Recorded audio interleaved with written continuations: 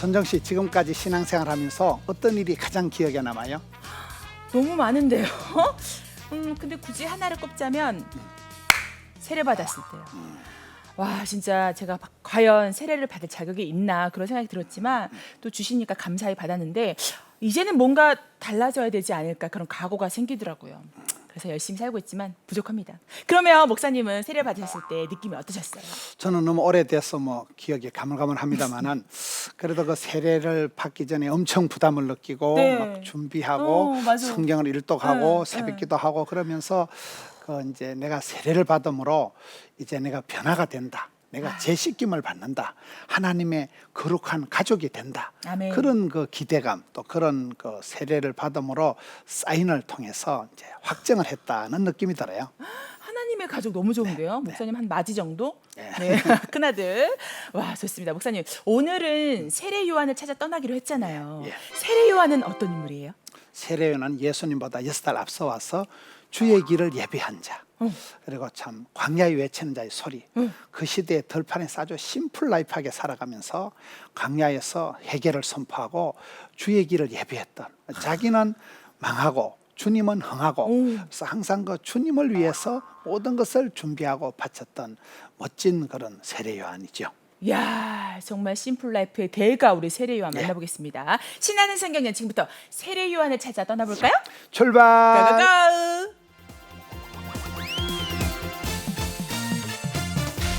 그때 세례 요한이 이르러 유대 광야에서 전파하여 가로되 회개하라 천국이 가까웠느니라 하였으니 세례 요한은 구약 시대의 마지막 선지자로 제사장 사가랴와 엘리사벳 사이에서 태어났습니다. 그는 광야에서 물로 세례를 베풀며 하나님의 나라가 가까웠으니 회개하라고 외쳤습니다.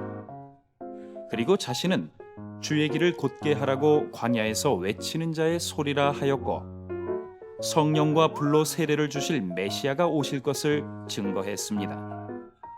세례 요한은 요단강에서 예수님께 세례를 베풀었고 예수님을 세상 죄를 지고 가는 하나님의 어린 양이라며 하나님의 아들임을 증거하였습니다. 하지만 헤롯 왕이 동생의 아내를 가로채 결혼을 하자 그 행동의 잘못을 지적함으로써 목배임을 당했습니다.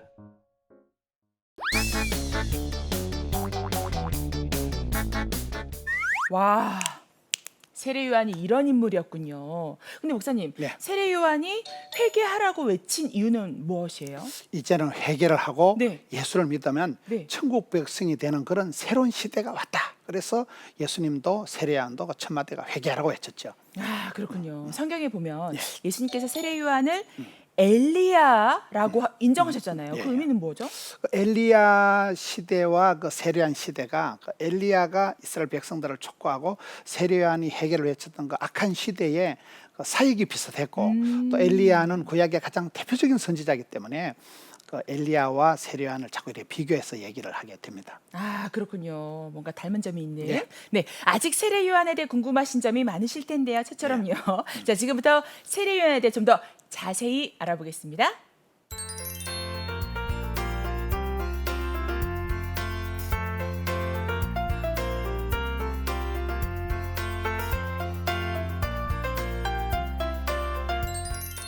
세례요한이라는 인물은 성경에서 아주 독특한 인물이에요. 요한복음 3장 29절에 가서 보면 신부를 취하는 자는 신랑이지만은 서서 그 신랑의 음성을 듣는 친구가 크게 기뻐하나니 나는 이러한 기쁨으로 충만하였노라.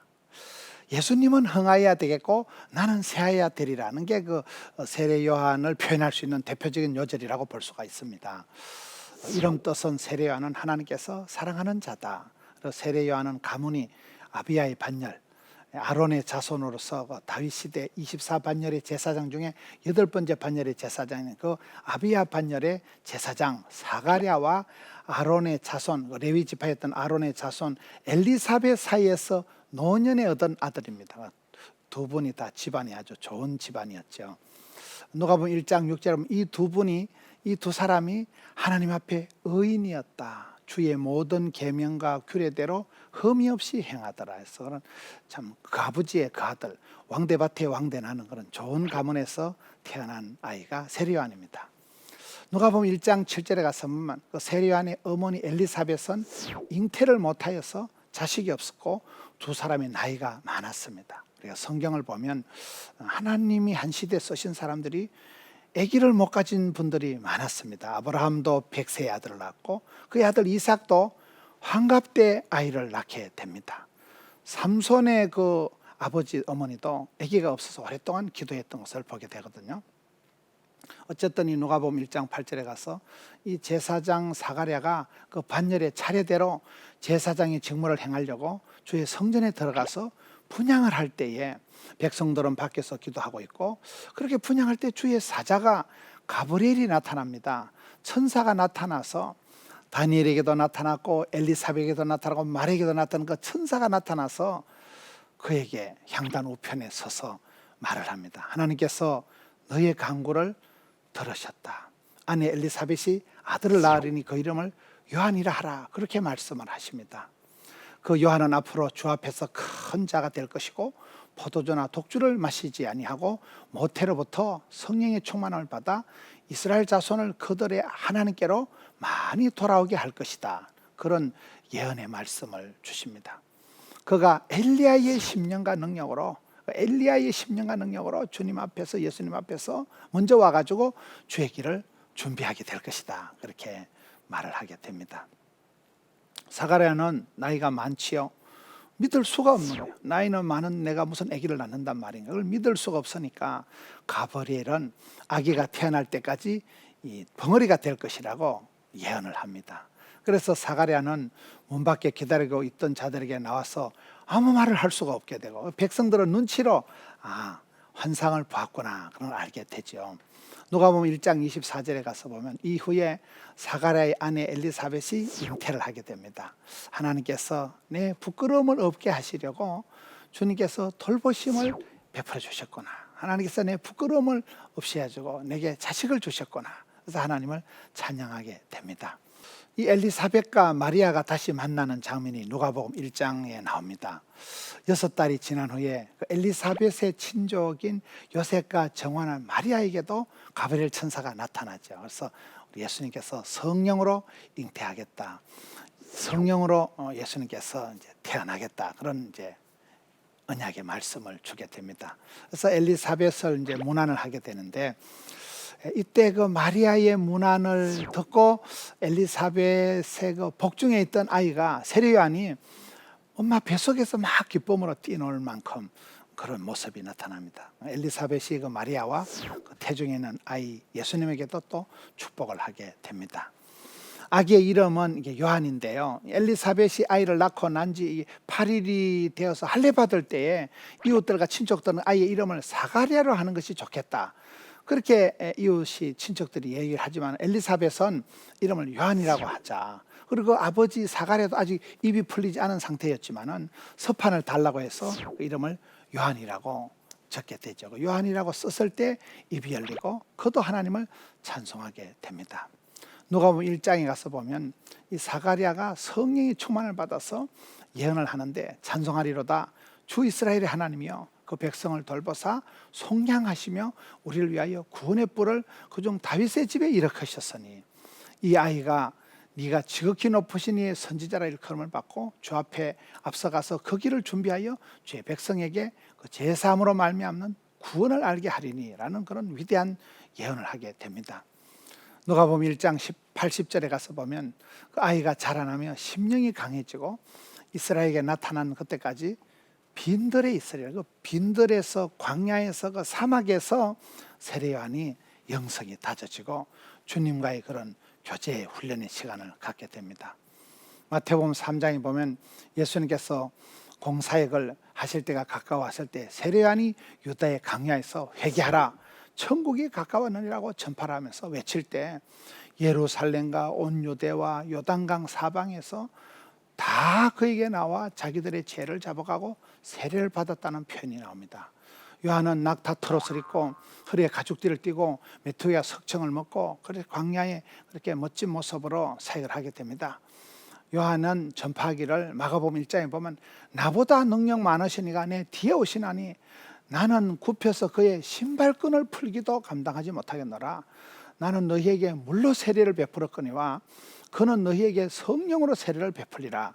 그러면서 이제 예수님을 소개하게 됩니다. 예수님께서도 요한에게 세례를 받으시게 되거든요. 예수님께서 세례를 받으시고 물에서 올라오실 때 하늘이 열리고 성령이 임하시고 하늘로부터 내 사랑하는 아들이다, 너는 내 기뻐하는 자라는 하늘의 음성을, 하늘의 소리를 듣고 예수님께서 공생 사역을 본격적으로 시작하시게 됩니다. 요한복음 1장 35절을 보면 이 요한과 안드레, 이 사도 요한과 안드레는 원래 세례 요한의 제자였는데 예수님께서 지나가실 때 보라 하나님의 어린 양이로도 하니까 이 세례 요한의 말을 들은 이 제자들이 세례 요한의 제자가 오히려 예수님의 제자가 되는, 그래서 안드레가 예수님의 제자가 그때 바뀌게 됩니다. 세례 요한은 무슨 일을 하였을까요? 세례 요한이 요한복음 3장에 가서 보면 예수님의 사역이 시작되었을 때 사람들이 세례 요한에게 와가지고 예수님이 세례를 베풀기 시작하니까 사람들이 다 그에게로 몰려갑니다. 그렇게 말을 할 때 보통 사람 같으면 자기에게 쏠렸던 인기가 자기를 따랐던 사람들이 저쪽으로 갈 때 얼마나 당황을 하고 또 시기하고 질투하는 마음이 생기겠습니까마는 세례 요한은 전혀 다른 고백을 합니다. 나는 그리스도가 아니다. 그분 앞에서 나는 그 보내심을 받은 자요, 신부를 취하는 자는 신랑이지만 나는 그저 신랑의 음성을 듣는 친구가 기뻐하는 것 같이 나는 그 신랑의 기쁨이 아니라 그 들러리의 기쁨, 신랑 친구의 기쁨이 나한테 충만하다. 그분은 흥해야 되겠고 나는 쇠해야 되리라는 그 독특한 고백, 자신을 광야에 외치는 자의 소리로 하고 자신은 그 주님의 길을 그저 평탄케 하는, 주님의 길을 예비하는 일을 하는 사람이라는 것을 분명히 하게 됩니다. 세례 요한은 그는 자기 위치에 대해서, 자기 정체성에 대해서 분명했던 것이죠. 마태복음 14장에 가서 보면 헤롯 안디바 왕이, 그 갈릴리의 분봉 왕이 그의 동생인 그 빌립의 아내인 헤로디아를 아내로 맞이한 일 때문에 세례 요한이 그대로 책망을 하게 됩니다. 그래서 세례 요한이 그 일로 투옥이 되고 마태복음 11장 2절에 가서 보면 이 옥에 갇힌 세례 요한은 그리스도께서 하신 일을 옥중에서 듣고는 자신의 제자들을 보내어서 예수님께서 메시아이신 줄을 물어보게 됩니다. 그때 예수님께서는 맹인이 보게 되고 못 걷는 사람이 걷게 되며 나병 환자가 깨끗함을 받으며 기먹은 자가 들으며 죽은 자가 살아나며 가난한 자에게 복음이 전파된다고 전하라고 하십니다. 그리고 여자가 낳은 자 중에 세례 요한보다 더 큰 자가 없다고 그렇게 세례 요한을 칭찬하고 하나님 나라에서는 극히 작은 자라도 그보다 크리라고 그런 말씀을 하시죠. 세례 요한이 그 헤롯 왕이 그의 생일을 맞아서 헤로디아의 딸이 춤추는 모습을 보고 너무너무 기뻐해서 쓸데없는 맹세를 하게 되죠. 네가 원하는 건 무엇이든지 다 해주겠다. 그렇게 약속을 하게 되고 이 헤로디아의 딸이 어머니가 시키는 대로 세례 요한의 머리를 소반에 얹어서 가져와 달라고 하니까 이 미련한 왕이 걱정을 하지만은 자신이 한 그 헛된 맹세 때문에 거절할 수도 없고 세례 요한을 처형을 하게 됩니다. 세례 요한의 목을 베어오게 하였고 요한의 제자들이 시체를 이렇게 가져다가 장사를 하게 되고 예수님께 아뢰게 됩니다. 누가복음 9장에 가서 보면 예수님께서 많은 병자를 고치시고 귀신을 내어 쫓으시고 하늘나라를 전파하실 때 분봉 왕 헤롯이 세례 요한이 죽은 자 가운데서 다시 살아났다는 소문을 듣고 엄청 당황을 하게 됩니다. 세례 요한은 이사야 40장에 가서 보면 광야에 외치는 자의 소리다. 광야에 외치는 자의 소리가 있어 이르되 너희는 주의 길을 준비하라. 그의 오실 길을 곧게 하라. 그런 사명을 세례 요한이 감당을 했고 예수님이 오시는 길을 잘 준비했던 사람, 주의 길을 예비한 사람, 한 시대의 광야에 외치는 자의 소리로 선명하게 살아갔던 그런 멋진 사람 세례 요한을 우리가 살펴보았습니다. 목사님 오늘 말씀도 브라보. 자, 질문 들어갈게요. 예. 세례 요한이요 낙타털 옷을 입고 허리에 가죽띠를 메고 메뚜기가 석청을 먹었다고 하셨잖아요. 이게 그 시대에는 어떤 의미였는지 궁금해요. 그 시대에게 낙타 트롯을 입었다 이런 것은 무슨 네? 패션을 치장을 해서 남들에게 보여주려고 하는 그런 옷이 아니고 아닐 것 같아요. 가장 그저 들판에서 얻게 되는 기본적인 아주 몸을 가릴 수 있는 최소한의 그런 의복이 낙타 털으시고 네. 메뚜기와 석청을 먹었다는 것은 무슨 스테미나 음식을 골라 먹은 게 아니고 아주 기본적인 최소한의 그런 그 우리의 몸의 에너지원을 얻게 되는 것, 자연에서 얻게 되는 가장 그 기본적인 거다 이렇게 보시면 됩니다. 아, 그래서 목사님이 세례요한이 심플 라이프하다고 하셨군요. 네네. 기본적인 게 멋지다. 세례요한이요 제자들을 보내서 예수님이 메시아인지를 듣게 한 이유는 뭐예요? 세례요한이 그 감옥에 있으면서 이제 자기는 감옥에 있으면서 이제 죽게 되는데 네. 그러면 내가 하는 일은 메시아의 길을 예비하는 것인데 과연 예수님이 맞는가, 내가 그 일을 다 했는가, 그것을 궁금해서 이제 제자들에게 물어본 것이죠. 그렇구나. 예. 좋습니다. 그렇다면요 많은 분들이 궁금해하실 것 같아요. 우리 시청자분들. 예. 우리가 회개해야 되는 이유는 무엇일까요? 그 베드로가 사도행전 2장 38절에 말하는 걸 보면 네. 사람들이 베드로의 설교를 듣고 우리가 어찌하면 좋을꼬, 형제들에게 어찌할꼬 할 때 베드로가 한 말이 너희들이 회개하여 예수 그리스도의 이름으로 세례를 받고 제사함을 받으라. 그리하면 성령을 너희들이 받을 것이다 해서 회개라는 것은 우리가 마음을 고쳐먹고 할 때에 회개하면 회복된다. 항복하면 행복한다. 이런 말이 있습니다. 그래서 그 죄 문제가 하나님과 우리 사이를 갈라놓은 것이라면 네. 회개는 하나님과 다시 화목이 되는, 하나님께 엎드려서 나갈 때 하나님이 용서해 주시고 회개해서 세례를 받고 제사함을 받고 하나님이 주시는 성령을 선물로 받으면 이제 하나님의 새로운 사람, 하나님의 자녀가 되는 것이죠. 아멘. 그래서 세례요한도 회개하라 천국이 가까이 왔느니라 그렇게 외쳤군요. 그렇죠. 와우. 저는 세례요한에 대해서 세 가지 단어를 생각해 보고 싶습니다. 첫째는 기쁨, 야성, 사명, 이 세 가지. 세례요한이 가졌던 기쁨이라는 게 좀 독특합니다. 신랑이 결혼식 날 기뻐하고 신랑이 결혼식의 주인공 같지만은 나는 그런 신랑은 아니다. 신랑 되시는 분은 내 뒤에 오시는 예수님이다. 나는 그분을 그저 소개하고 안내하는 그저 덜러리의 기쁨, 그 신랑 친구의 기쁨이 충만하다. 그분은 점점 흥해야 되고 나는 새해도 된다. 그런 그 세례요한이 가졌던 기쁨이 좀 독특합니다. 보통 사람들이 가지는 기쁨이 아니고 세례요한은 애써서 그 친구의 기쁨, 주인공이 아닌 엑스트라의 기쁨, 신랑이 아닌 그 덜러리의 기쁨이 나는 충만하다. 그런 그 독특한 기쁨의 소유자, 자기는 늘 낮추고 예수님을 높이는 그런 주의 길을 예비 준비하는 자의 그런 기쁨이 세례요한에게 가득했었죠. 두 번째는 세례요한의 야성입니다. 세례요한은 들판에서 빈들에서 광야에서 자랐습니다. 그곳에서 광야라는 데는 빈들이라는 것은 아무런 그런 인간적인 여흥거리가 없었기 때문에 그야말로 주만 바라보게 되는 그 빈들에서 참 하늘만 바라보고 그렇게 살았기 때문에 그가 아주 심플한 그런 옷을 입고 간단한 음식을 먹고 그렇게 그 들판에서 주만 바라보고 야성을 길렀기 때문에 그가 수많은 위험과 도전 가운데서 전혀 흔들리지 않는 광야에 외치는 자의 소리다.